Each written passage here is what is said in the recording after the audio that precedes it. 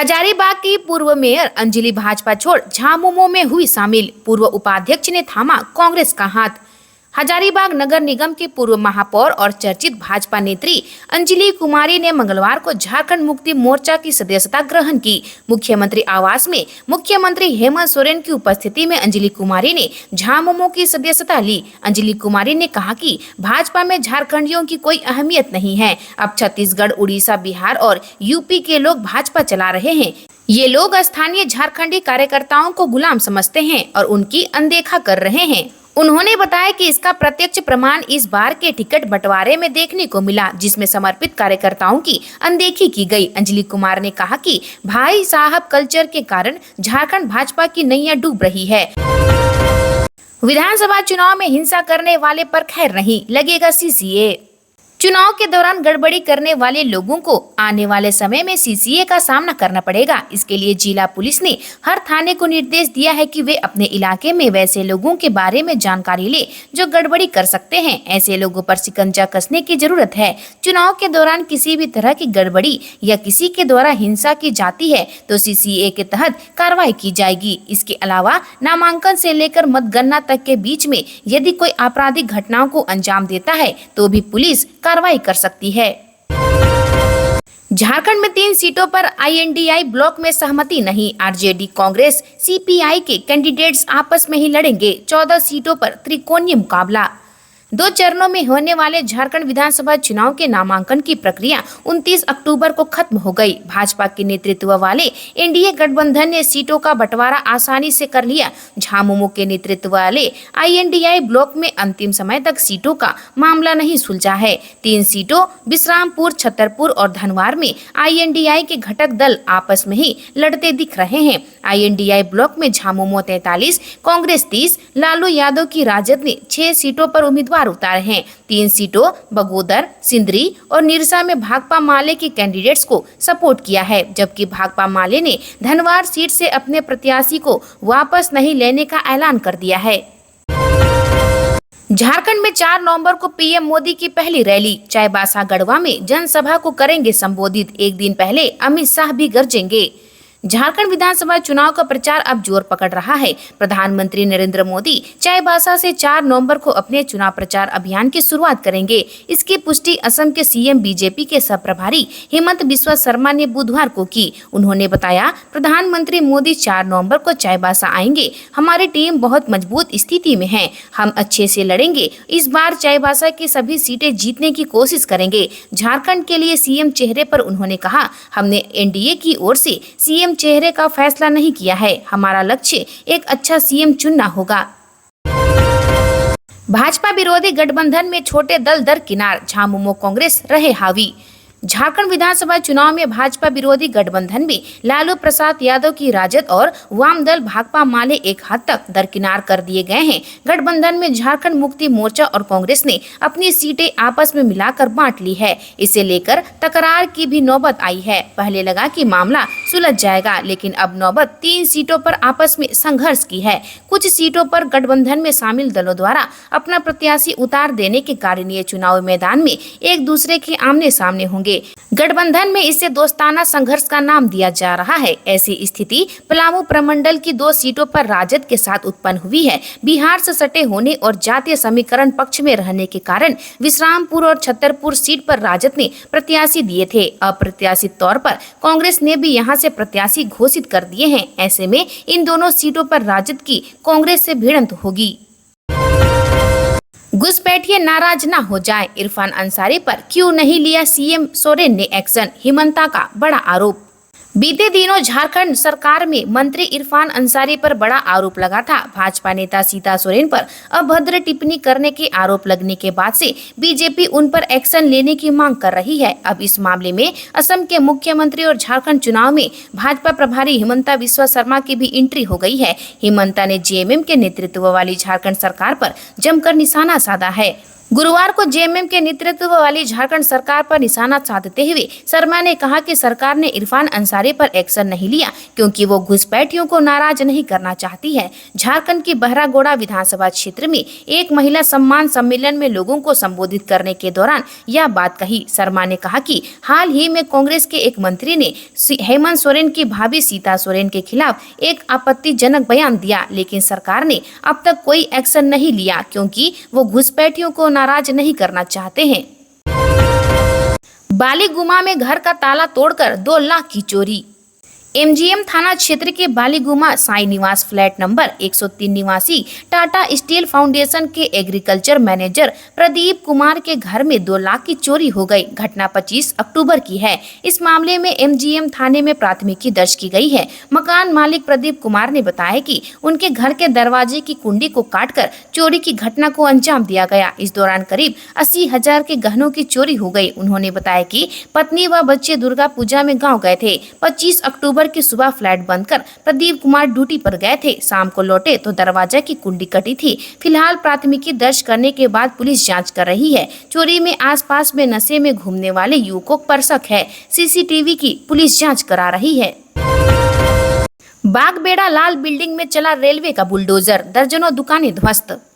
टाटा नगर railway engineering विभाग और RPF ने मंगलवार को बागबेड़ा लाल बिल्डिंग चौक और भिखारी मैदान में अतिक्रमण हटाओ अभियान चलाया। बुलडोजर से टीना शेड बांस बल्ली पर प्लास्टिक से निर्मित दर्जन भर दुकानों को ध्वस्त कर दिया गया। इसमें सैलून, गोलगप्पा, सब्जी, इलेक्ट्रॉनिक की दुकान व अन्य शामिल है। इससे स्थानीय लोगों में दिन भर अफरा तफरी मची रही। बताया जाता है कि किसी ने लाल बिल्डिंग चौक स्थित विद्युत उपकेंद्र के आसपास की दुकानों की तस्वीर चक्रधरपुर डीआरएम के पास भेजी थी। इससे मुख्यालय से तत्काल विद्युत उपकेंद्र के पास से अतिक्रमण हटाने का आदेश आया। मालूम हो कि रेलवे के विद्युत उपकेंद्र में कुछ दिन पूर्व आग लग गई थी। सुरक्षा के दृष्टिकोण से रेलवे ने कार्रवाई की है। टाटा नगर स्टेशन से जब्त सोना, चांदी, हीरा व प्लेटिनम को मुक्त करने का आदेश। टाटा नगर स्टेशन से जब्त 1,57,00,000 के सोना, चांदी, हीरा और प्लेटिनम को मुक्त करने का आदेश डिस्ट्रिक्ट एक्सपेंडिचर कमेटी ने मंगलवार को दे दिया है। जब्त सोने चांदी की मूर्तियां, सिक्के, बर्तन व अन्य जेवर को छुड़ाने के लिए स्वर्ण व्यवसायियों के साथ सिंहभूम चैम्बर ऑफ कॉमर्स के पदाधिकारी डिस्ट्रिक्ट एक्सपेंडिचर कमेटी के एमडीएम अनिकेत सचान एवं ट्रेजरी अफसर अनुपम तिग्गा से मिले थे। चैम्बर ऑफ कॉमर्स ने जिला कमेटी को भरोसा दिया कि प्रशासन व अन्य जांच एजेंसी को भी जब भी जरूरत पड़ेगी संबंधित व्यवसायी उपस्थित होंगे। इससे जब्त सामान मुक्त करने का आदेश हो गया है। लेकिन टाटा नगर रेल थाना प्रभारी राम प्यारे राम ने बताया कि मंगलवार देर रात शाम तक कोई स्वर्ण व्यवसायी जब्त सोना, चांदी, हीरा व प्लेटिनम को लेने नहीं आया है। इधर डिस्ट्रिक्ट एक्सपेंडिचर कमेटी में मंगलवार को 4 अन्य मामलों की भी सुनवाई हुई। इसमें चेक पोस्ट से जब्त लाखों रुपये छोड़ने का भी निर्णय लिया गया है। हालांकि 2 मामलों की सुनवाई अभी भी चल रही है। गोलमुरी में दोस्तों के विवाद में फायरिंग, 1 गिरफ्तार, पिस्तौल बरामद। दोस्तों के बीच हुए विवाद के बाद गोलमुरी में बाइक से आए बदमाशों ने फायरिंग कर दी। घटना में लिप्त युवक को पुलिस ने पिस्तौल के साथ गिरफ्तार कर लिया। गिरफ्तार युवक का नाम सन्नी चौधरी है, जो गोलमुरी के 62 न्यू डीएस फ्लैट का निवासी है। उसके पास से कट्टा बरामद किया गया है। गोलमुरी थाना प्रभारी ने बताया कि सोमवार की रात गोलमुरी के 62 न्यू डीएम फ्लैट में हवाई फायरिंग हुई थी। उन्होंने बताया कि मांगों का एक लड़का और उसके कुछ साथी द्वारा सन्नी चौधरी के घर के बाहर आकर आपसी विवाद में गाली गलौज करने लगे। इस पर सन्नी ने घर से देसी पिस्तौल निकालकर हवाई फायरिंग कर दी। मामला दोस्तों के विवाद का था। कांड के बाद घटना की सूचना पुलिस को दी गई। पुलिस ने छापेमारी दल का गठन किया और आरोपी के घर की घेराबंदी कर सन्नी चौधरी की निशानदेही पर देसी कट्टा बरामद किया। उसके अन्य साथियों की पुलिस तलाश कर रही है। ट्रेन में जगह नहीं मिल रही और बसों का भी होने लगा टोटा। छठ पूजा के लिए बिहार और यूपी जाने वाले लोगों को इस बार झारखंड विधानसभा चुनाव के कारण ज्यादा परेशानियों का सामना करना पड़ेगा। जमशेदपुर और आसपास के इलाकों से बस में बिहार जाने के इच्छुक लोगों की दिक्कतें बढ़ सकती है। दरअसल ट्रेनों में सीटें पहले से फुल चल रही है और बसों का भी टोटा होने लगा है। यह स्थिति चुनाव को लेकर पुलिस की ओर से बस की धरपकड़ से उत्पन्न होगी। 2 दिन में 40 से ज्यादा बस सिर्फ जमशेदपुर में पकड़ी गई है। इससे बिहार के विभिन्न जिलों के बस संचालन प्रभावित हो सकता है। बस पकड़े जाने से संचालक भी परेशान हैं, क्योंकि छठ को लेकर बिहार के लोग बस में सीट बुक कराने लगे हैं। जुगसलाई में रेल लाइन किनारे पटाखा दुकान का विरोध। जुगसलाई नगर परिषद ने लाइसेंस पटाखा दुकानदारों को टाटा पिगमेंट के पास लाइन किनारे रेलवे की खाली जमीन पर दुकान लगाने का आदेश दिया था, जिसका मंगलवार शाम टाटा नगर रेलवे इंजीनियरिंग विभाग ने विरोध कर दिया और दुकानदारों को लाइन किनारे से हटाने का आदेश दे दिया। इससे पटाखा विक्रेताओं में अफरा तफरी मच गई। बाद में कई प्रशासनिक पदाधिकारी भी मौके पर पहुंचे। हालांकि दुकानदारों के अनुरोध पर देर शाम तक लाइन किनारे से सामान नहीं हटाया गया, लेकिन रेलवे का विरोध जारी है। मालूम हो कि हर वर्ष दिवाली में नगर परिषद रेल लाइन किनारे सुरक्षा के दृष्टिकोण से पटाखा दुकान लगवाता है, ताकि आवासीय क्षेत्र को अनहोनी से बचाया जा सके। रोहित यादव ने कांग्रेस से दिया इस्तीफा।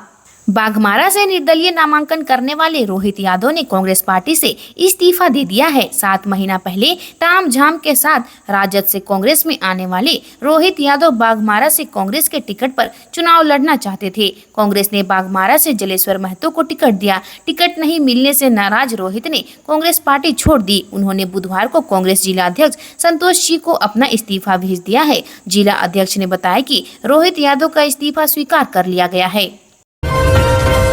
रूट के अनुसार वाहनों का चयन करने का निर्देश।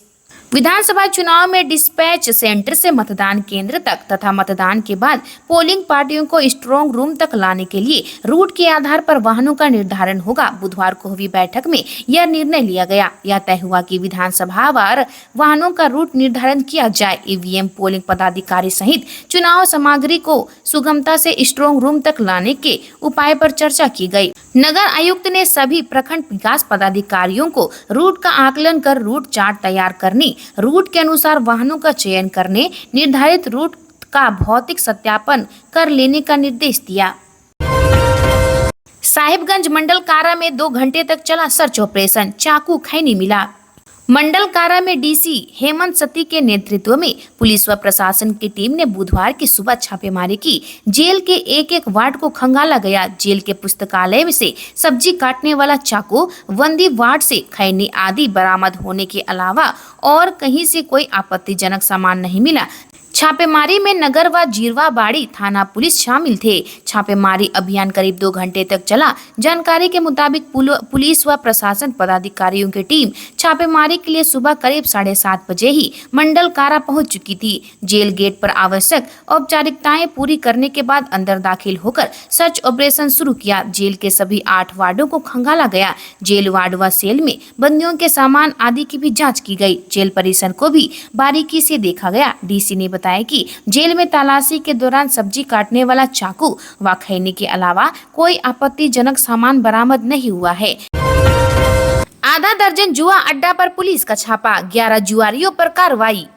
प्रखंड क्षेत्र के विभिन्न गांव में अवैध रूप से संचालित युवा अड्डा पर पुलिस की टीम ने मंगलवार बुधवार की रात धावा बोला। इस दौरान पुलिस ने 1 जुआरी को गिरफ्तार किया है। इसके अलावा जुआ अड्डा से 1 टोटो, 2 बाइक के अलावा 740 रुपया नकद जब्त किया है। मामले में 11 जुआरियों के खिलाफ इचाक थाना में केस दर्ज कर लिया गया है। पुलिस टीम ने जिन गाँवों के जुआ अड्डा पर धावा बोला उसमें बोंगा, बरियत, डुमरावन, गोबर बांदा, करतियारपुर, कुरहा और मांगुर शामिल है।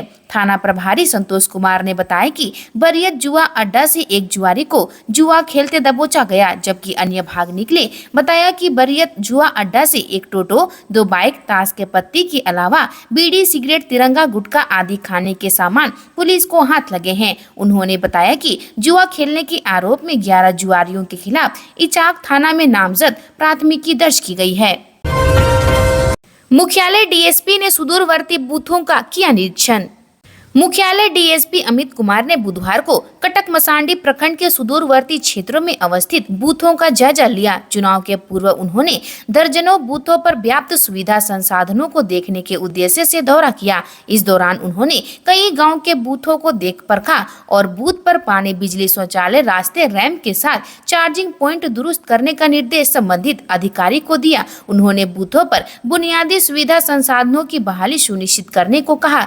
इसी क्रम में उन्होंने पूर्व से जो बूथ रिलोकेट होते थे उनका भी निरीक्षण किया। उन्होंने लोगों से चुनाव के संबंधित दायित्व को पूरे समर्पण के साथ सब समय पूर्ण करने को कहा। डीएसपी ने लोगों को सुरक्षा बंदोबस्त के चौकस रहने का भरोसा देते लोगों को निर्भीक होकर मतदान करने को कहा। उन्होंने कहा कि लोकतंत्र के इस महापर्व में सभी मतदाता बढ़ चढ़कर भागीदारी निभाएं ताकि राज्य में एक स्थिर और मजबूत सरकार का गठन हो सके। इस मौके पर पेलावल पुलिस इंस्पेक्टर विनोद कुमार, कटक मसांडी थाना प्रभारी राजवल्लभ कुमार सहित अन्य कई पुलिस बल के जवान शामिल थे। पुलिस इंस्पेक्टर और थाना प्रभारी ने ग्रामीण मतदाताओं से एक जागरूक नागरिक बनकर मतदान में हिस्सा लेने की अपील की।